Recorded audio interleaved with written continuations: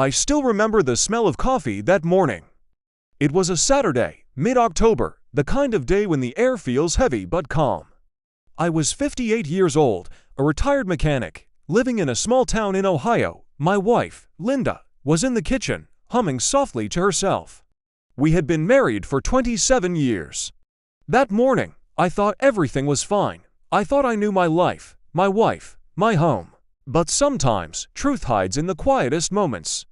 I had gone into the garage to look for my fishing rod. We had plans that weekend, or at least, I thought we did. While searching, I realized I'd left my phone inside. When I came back, Linda was on hers, whispering. At first, I didn't think much of it. We all make calls, right? But it wasn't the call, it was her tone, soft, nervous, almost tender. Like how she used to talk to me 20 years ago. When she saw me, she froze.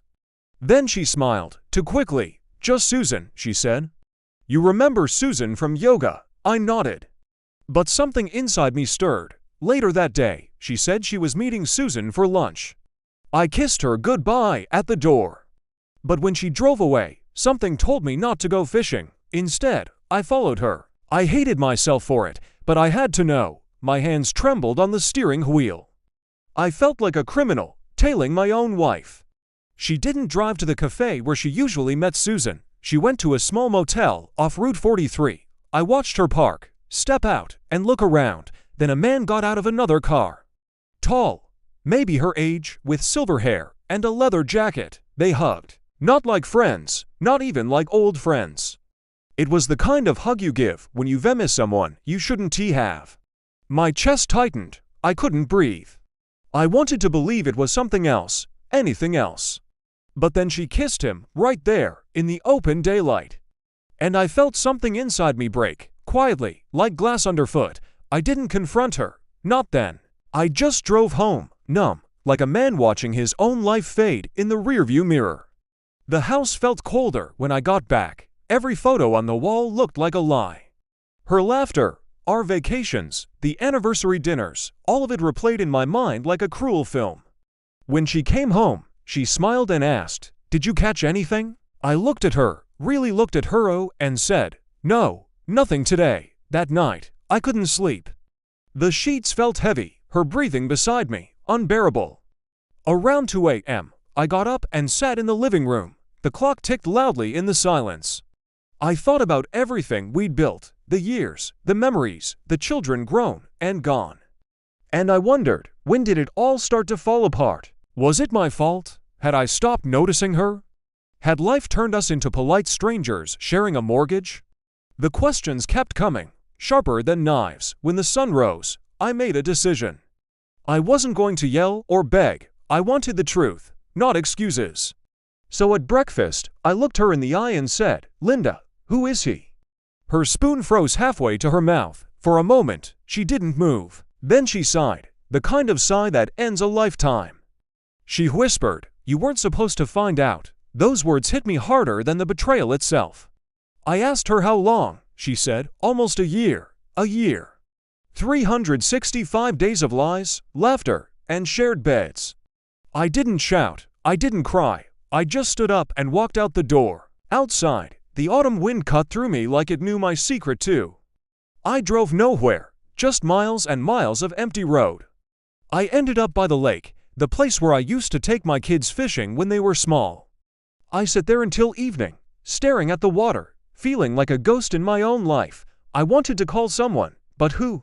My son lived 2 states away, my daughter had her own family, and my best friend, Mark, had passed away 3 years earlier. So I just sat there, alone with the truth.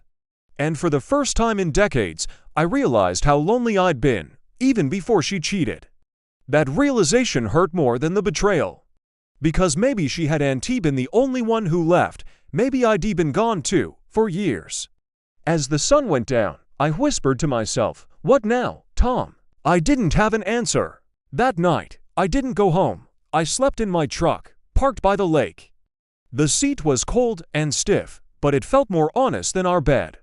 I stared at the ceiling, thinking about every "I love you" we'd ever said. Did she mean it back then? Did I? Maybe love isn't something that lasts forever. Maybe it's something that changes, like seasons. I wondered if I could ever forgive her. Then I wondered if I even wanted to. The next morning, I went home.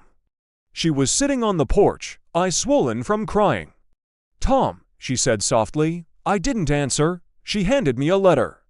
"I didn't mean to hurt you," it began, but she did, she had.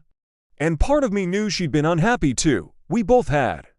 Still, that didn't make it right. For the next few days, we barely spoke. I walked around the house like a stranger. Every room had her scent, every corner had a memory. And I felt trapped between what was and what would never be again.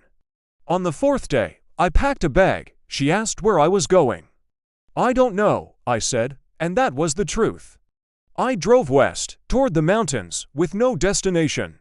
Just the open road, old songs on the radio, and a heart that didn't know how to beat anymore.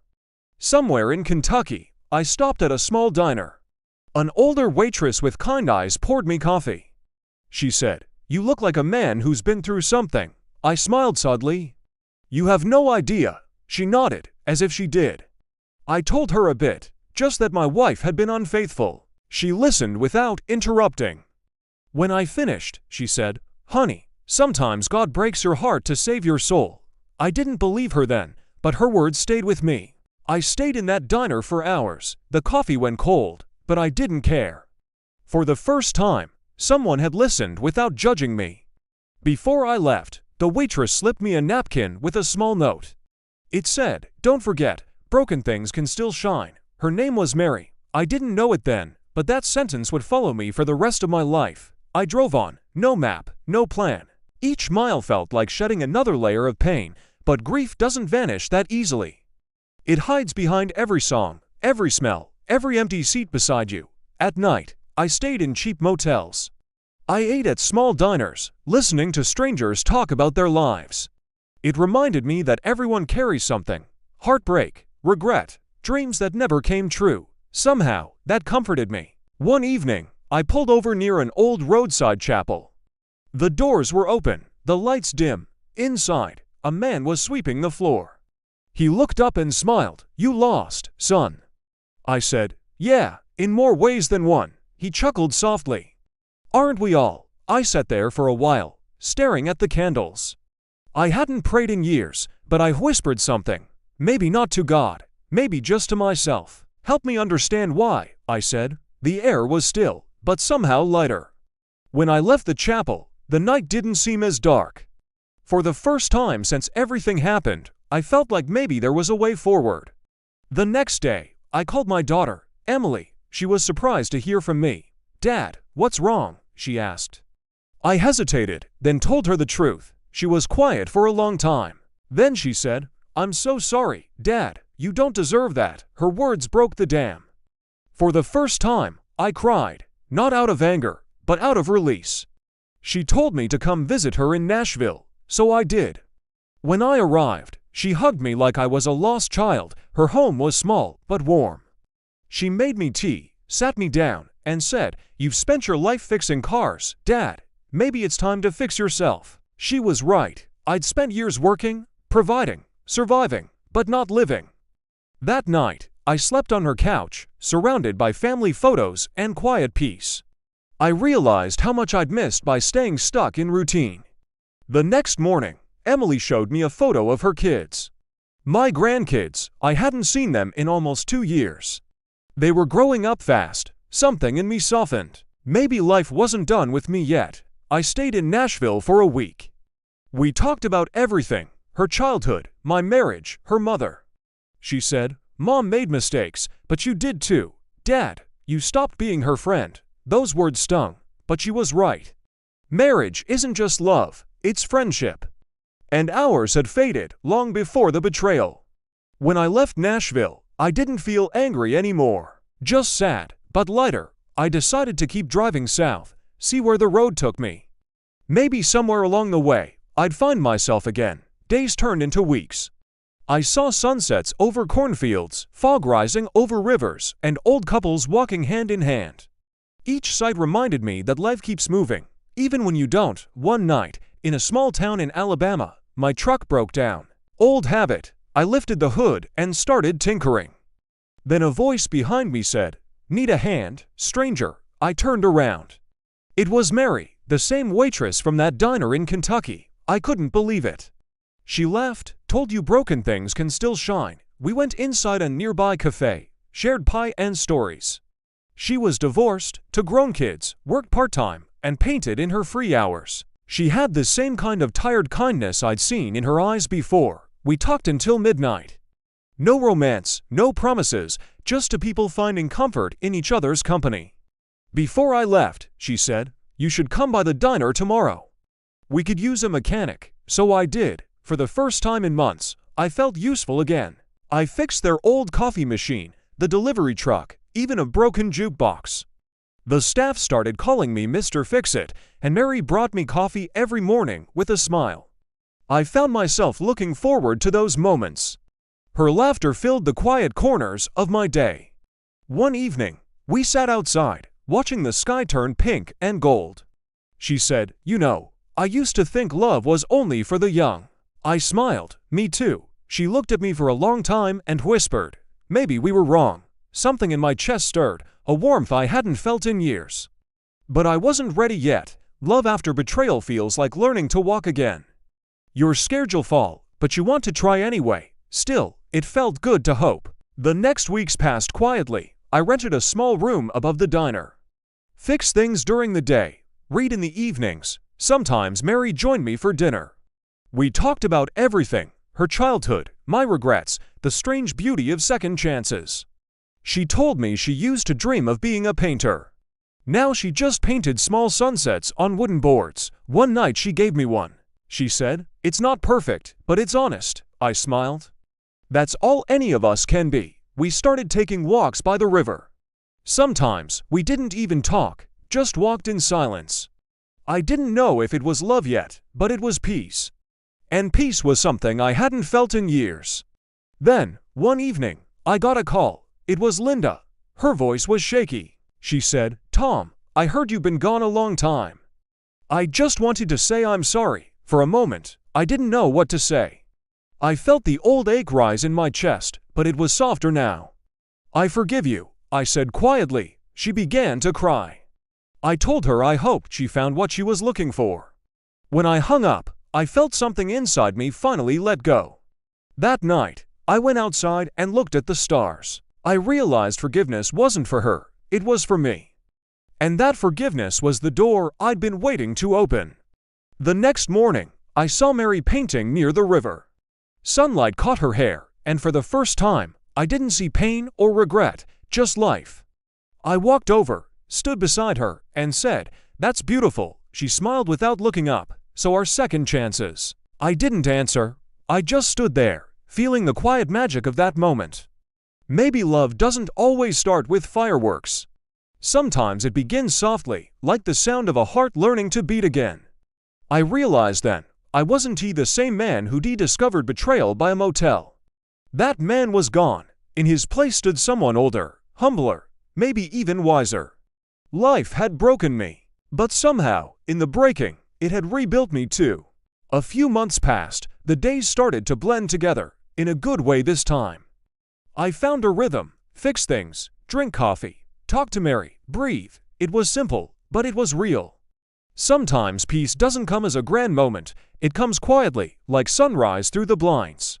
One morning, Mary asked if I'd like to come to her art show in town. I didn't even know she had one. She shrugged and said, "Just small paintings, nothing fancy." I went anyway. The gallery was small, filled with the smell of paint and fresh flowers. Her work hung along one wall, sunsets, rivers, open roads. One painting stopped me in my tracks. It showed a man sitting by a lake at dusk, staring at the water. The light in the painting looked like hope. I knew it was me. She noticed me staring and came up beside me. "Do you like it?" she asked. I nodded slowly. "You made me look peaceful," she smiled. "That's how I see you now." For a long moment, neither of us spoke. Then she reached for my hand, hesitant, but sure, and I let her. It felt right. Not like starting over, but like continuing something that had quietly begun long ago. That night, we walked along the river again. The air was warm, filled with crickets and the faint hum of town lights. I told her I hadn't felt this calm in decades. She said, maybe you finally stopped running, and maybe I had. For years, I'd been chasing what I lost, my marriage, my identity, my sense of purpose. But in that moment, I realized I didn't need to chase anything anymore. Life wasn't about what was taken, it was about what was left, and what you build with it. Mary and I started spending more time together. We'd go to the farmer's market on Sundays, fix things around town, and share dinner on her porch. Sometimes she painted while I read old novels aloud. There was a quiet comfort in those evenings, no drama, no pretending, just a soul's resting. One day, I told her about the day I found Linda at that motel. I told her everything, the shock, the anger, the silence afterward. She didn't interrupt or pity me, she just listened. When I finished, she said softly, pain changes us. But it doesn't have to define us. Her words settled deep inside me. I realized that for so long, I'd been defining myself by that one day, the day of betrayal. But that wasn't my story anymore, it was just a chapter. And that chapter had finally ended. One evening, as the sun set over the diner parking lot, I turned to Mary and said, "Do you ever regret the past?" She thought for a moment. "Sometimes, but I'm grateful too. It made me who I am." I nodded. "Yeah, maybe the pain was the price for the peace." She smiled gently. "Then I'd say you paid in full." I laughed, a real laugh, the kind that comes from somewhere deep. That night, we slow danced in her kitchen to an old Frank Sinatra song. I didn't remember the last time I'd danced. Her head rested on my shoulder, and I thought, so this is what healing feels like. Not fireworks, not revenge, just peace. And love, simple, honest, quiet love. As the months rolled on, I decided to stay in that little town. I fixed up an old workshop behind the diner. People came from all over with things to repair, clocks, radios, memories.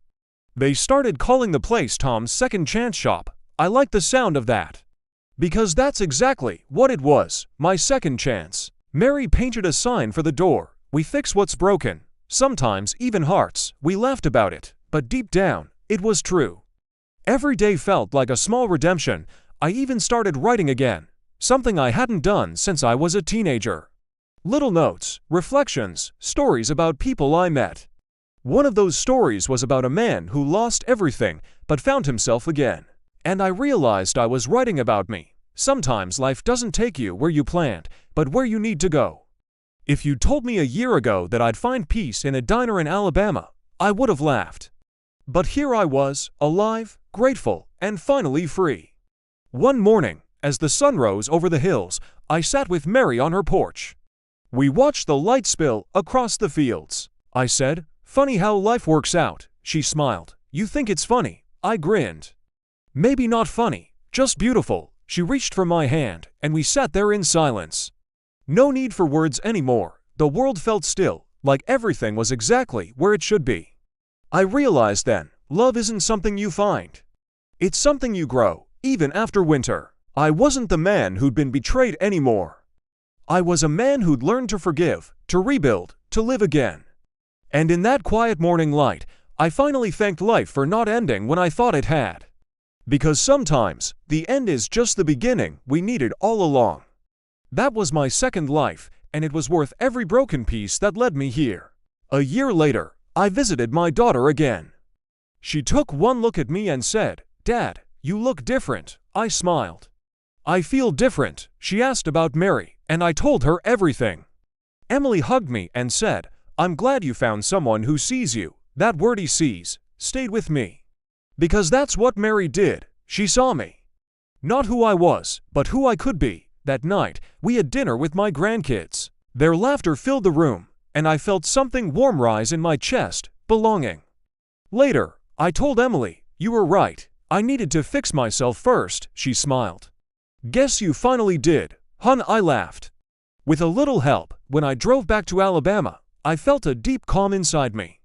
Like all the loose ends had finally tied themselves together. Life was still imperfect, my past didn't vanish. But I no longer wished it away, because every pain, every heartbreak, had shaped the man sitting behind that steering wheel. When I got home, Mary was waiting on the porch. She had 2 mugs of coffee ready. She smiled and said, "Took you long enough." I sat beside her, the warm cup in my hands, and whispered, "I'm home." For the first time, I truly meant it, not just home to a place, but to myself. As the sun dipped low, I thought about everything I'd lost and gained.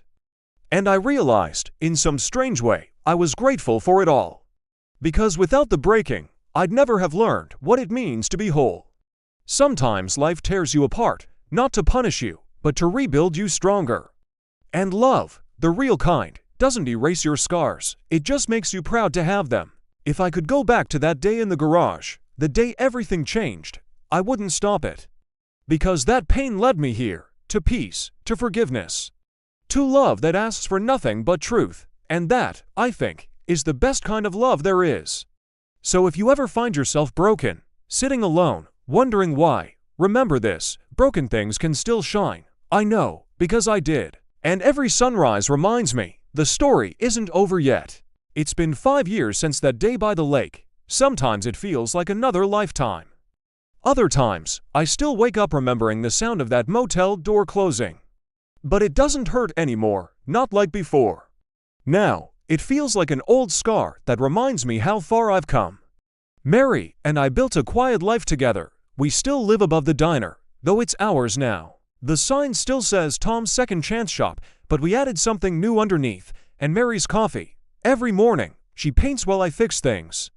Sometimes travelers stop by, share their stories, cry a little, laugh a little. I like listening to them. Everyone's story sounds different, but the pain always rhymes. And so does the hope. People tell me they envy my calm. I tell them it didn't come cheap. Peace has a price. It's everything you thought you couldn't live without. But once you let it go, you realize you never needed it as much as you needed yourself. I used to think the worst day of my life was the day I discovered the betrayal. Now I know it was the day I woke up to the truth. The truth that love can fade, and yet life can bloom again. That losing someone doesn't mean losing yourself. And that forgiveness isn't weakness, it's freedom. Sometimes, on quiet evenings, Mary and I sit by the river.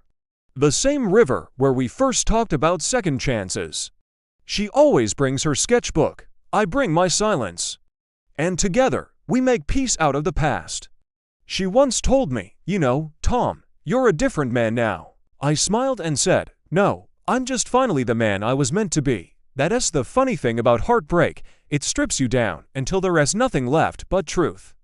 And that's where healing begins. A while ago, I got a letter from Linda. She said she'd remarried, that she was happy, and that she hoped I was too. I read it sitting on the porch with a cup of coffee. Then I smiled, folded it neatly, and tucked it in a box labeled Old Life, because that's what it was: old. Gone, but respected, part of my story, but not the whole book. I didn't reply. Some goodbyes don't need words. Instead, I walked outside and watched Mary painting the evening sky. The colors, gold, orange, violet, looked like forgiveness, and I realized I didn't lose love. I just found it where I least expected it, in kindness, in quiet mornings, in starting over. If you'd told me years ago that I'd thank the woman who broke my heart, I would have laughed. But now, I do, because her betrayal pushed me into becoming the man I should have been all along. A man who listens, who feels, who forgives, who loves, not because he needs to, but because he chooses to. That's the difference between the first life and the second one. In my first life, I wanted control. In my second, I learned to surrender. To trust the process, even when it hurt. To believe that everything, even the heartbreak, serves a purpose. And maybe that purpose was this: to remind someone out there, maybe even you, that it's never too late to start again. I know what it's like to wake up with nothing but pain. To stare at an empty side of the bed and wonder who you are now. But I promise you, that emptiness isn't the end. It's the clearing before the new beginning. The silence before the song, the space where your next chapter grows. So don't give up, don't let the hurt make you hard. Let it make you honest, because someday, you'll wake up and realize you've made peace with your past. And you'll smile, not because it didn't happen, but because you survived it. I think about that often when I see the sunrise. The sky turns from black to gold, just like hearts do when they're ready to forgive. And I whisper to myself, "You made it, old man," because I did. I made it through the storm, through the silence, through myself. And I came out whole, not the same, better. That's the gift of life. It keeps offering you new chances, as long as you have the courage to take them.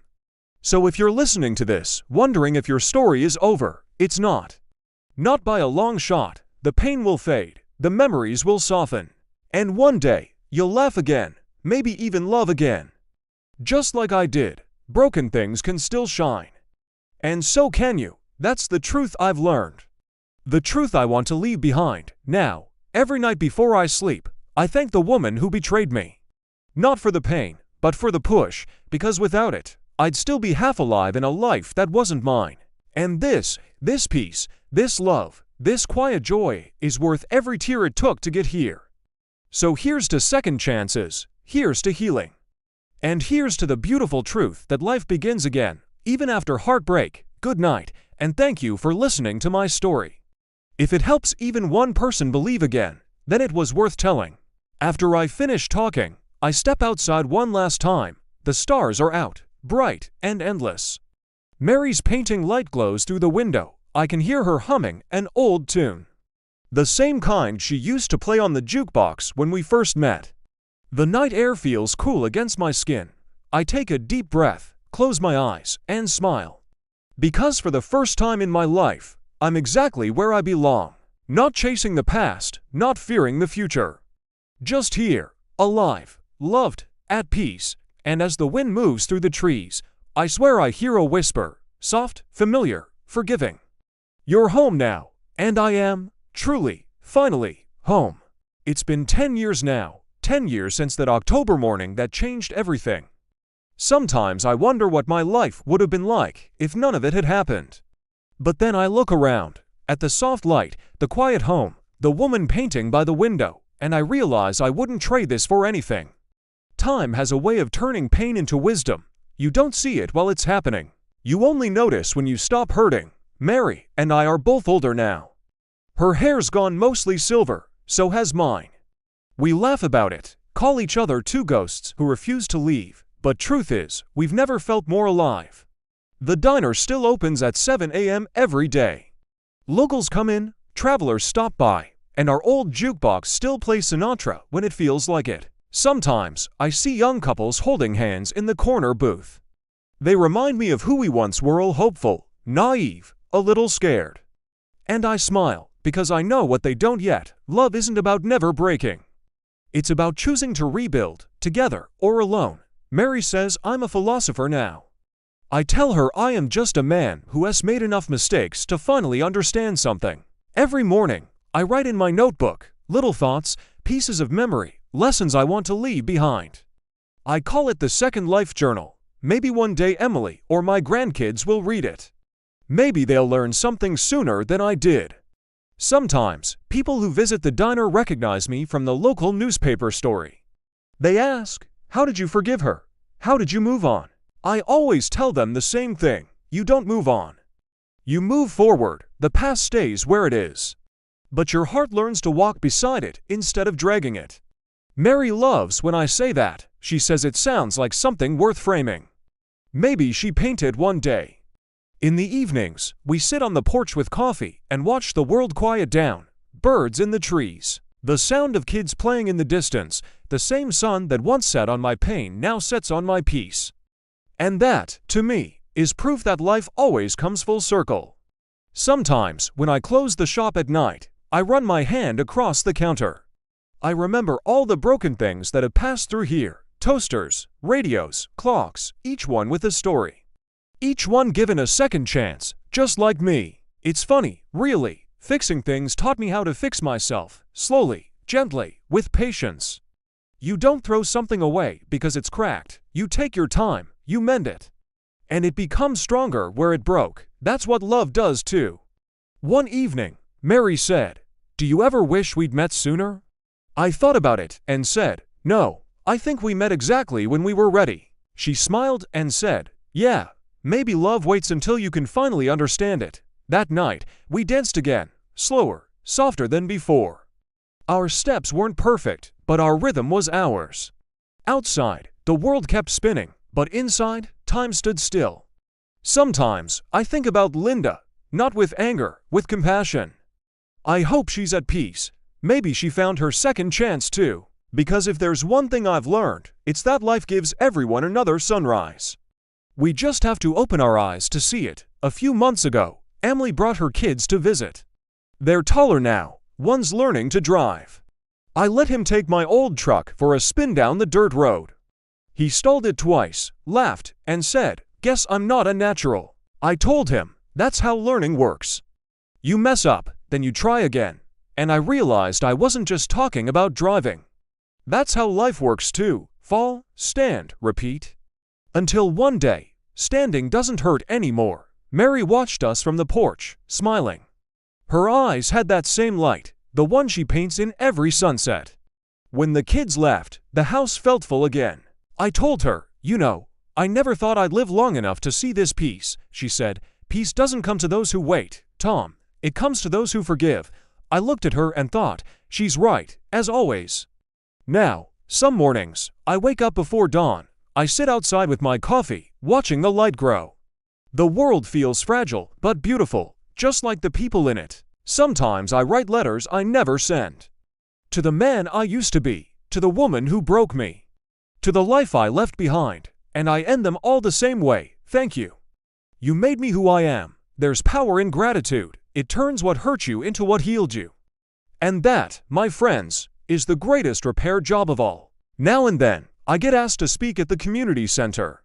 They call it Tom's Talk on Forgiveness. I tell my story, the betrayal, the loss, the rebuilding. People cry. Sometimes they laugh. But by the end, they always smile. Because they see themselves in my story. We all break in different ways, but we all have the same chance to start again. One night, after a talk, a woman about my age came up to me.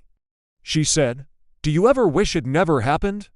I thought about it for a long time before answering. "No," I said. "Because without that pain, I'd still be the man who never knew peace." She nodded, tears in her eyes. And I realized, maybe that's why I went through it. So someone else could believe healing was possible too. Now, as I write this last part of my story, I feel the years behind me. The mistakes, the lessons, the grace. My hands are older, slower, but steady. My heart, though, feels lighter than ever. Because I finally understand, love was never about forever. It was about being fully here, now, with the people who choose to stay. Mary calls from the kitchen, asking if I want pie. I laugh and say, "Only if it's apple." She laughs too, the same laugh that saved me once. I close my notebook and look around. The shop, the light, the life we built, all of it born from the ashes of what I thought was the end. And maybe that's what endings really are. Not death, but transformation. Not goodbye, but thank you. Because every story worth living has both heartbreak and hope. And in the end, the hope always wins. I take a deep breath, step outside one more time, and let the night air fill my lungs. Stars above, earth below, love beside me. And I whisper, softly, to whoever's listening, it's never too late. Then I turn off the lights, close the shop door, and walk back inside. Mary's waiting with 2 slices of pie and that same smile. And that's enough, more than enough. Because this is what happiness really looks like. Not perfect, not endless. Just honest and real, my second life, my best life. And I wouldn't change a thing. The older I get, the more I understand silence. It's not empty, it's full of answers. Some mornings, I sit by the window with a blanket and coffee, watching the fog roll over the hills. Mary's brush moves softly over her canvas, capturing the light that slips between the trees. We don't talk much during those moments, we don't need to. Love, at this age, isn't loud anymore. It's quiet, steady, and endlessly kind. The kind of love that holds your hand, even when words fail. Sometimes, I write letters to my grandchildren. They're too young now to understand them, but one day, they will. I tell them stories about their grandmother's laughter. About the diner that once smelled of coffee and cinnamon every morning. About the little repair shop that saved an old man's soul. I tell them how forgiveness rebuilt everything I thought I'd lost. How the heart, when cracked, lets more light in. And how pain, if faced with grace, becomes a teacher instead of a curse. There was a time I feared growing old alone. Now I know that solitude isn't loneliness, it's peace, if you've made friends with your past. Mary sometimes teases me, says I've turned into a preacher. Maybe I have, but not the kind who speaks from a pulpit, the kind who preaches through scars and laughter. The kind who's seen the worst and still believes in the best. Last week, Emily brought me an old photo album. Inside were pictures of the house, the diner, and even one of me and Linda from the early years. For a moment, I felt that old ache again. But then I smiled, because I finally understood. She wasn't my ending, she was my beginning. Without her, I wouldn't have learned how deep love can cut, or how strong a person can become afterward. Sometimes, life has to break you, so you can see what you're made of. And I was made of more than I ever knew. I used to think my story was about betrayal. But now I see it was always about grace. Grace that came through heartbreak, loss, and second chances. If you asked me what the secret to peace is, I'd say, stop fighting the past. It already happened. What matters is who you become because of it. Every scar is proof you survived. Every wrinkle is a memory of laughter or tears, both worth having. Now, at 73, my body slows down, but my heart feels faster than ever. Not in the restless way of youth, but in gratitude. Grateful for mornings, grateful for the smell of rain. Grateful that I lived long enough to love again. Mary and I take evening walks down the old road by the lake. Sometimes we don't say a word for 20 minutes. And that silence, it feels sacred, the kind of quiet that says, we made it. Every now and then, we pass a young couple arguing in their car. I smile and whisper, they'll learn, because love isn't about being right, it's about staying. About choosing kindness when anger feels easier. Mary squeezes my hand every time I say that. And in her touch, I feel everything I ever needed to know. A few nights ago, I couldn't sleep. I got up, went to my desk, and started writing a letter. It wasn't for anyone in particular, maybe for whoever finds it after I'm gone. It began like this: if you're reading this, I want you to know, you're going to be okay. I wrote about the night I found out about Linda's affair. About the rage, the heartbreak, the months of emptiness. And then I wrote about the morning I met Mary, about her laugh, the way she handed me coffee without asking what I wanted. How, somehow, she gave me back the world I thought I'd lost. By the time I finished writing, the sun was rising. The paper was full of smudges, not from ink, but from tears. Tears of release, not regret. I sealed the letter and placed it in my notebook. Someday, someone will read it and see that even the darkest night ends with dawn. Life's funny that way. It doesn't ask if you're ready. It just keeps giving you chances to begin again. The trick is learning to say yes to healing, yes to forgiveness, yes to love, even when it scares you, especially when it scares you. Mary says the hardest part of growing old is realizing how fast time goes. I tell her that's the gift. You finally see how precious every moment really is. We don't chase tomorrow anymore, we savor today. The way the sunlight hits the kitchen table, the hum of the fridge. The small, ordinary miracles that once went unnoticed. Because in the end, that's what happiness is made of. Not grand moments, but quiet ones. Sometimes, people still come by the shop. I don't fix much anymore, but I listen. And sometimes, that's all a broken heart really needs, someone to listen. The world's changed a lot since the day I found that letter on the table. Phones got smarter, people got busier, but love stayed the same. It's still the one thing that makes life worth every bruise. I've learned that forgiveness doesn't mean forgetting. It means choosing peace over pain. It means letting go, not because they deserve it, but because you do. If you hold on too tightly to the past, your hands aren't free to catch the future. So let go and live. Mary just called me to dinner. She made that apple pie again. I smile, close my journal, and whisper a quiet prayer of thanks. For all of it, the heartbreak, the healing, the years in between. Because every bit of it led me here, and here is beautiful. So if anyone ever asks me how to survive betrayal, I'll tell them this: don't just survive. Grow. Grow through it, around it, beyond it. One day, you'll look back and realize the pain didn't end your life, it shaped it. And when that day comes, you'll finally be free. Free to love again, free to live again, free to be whole.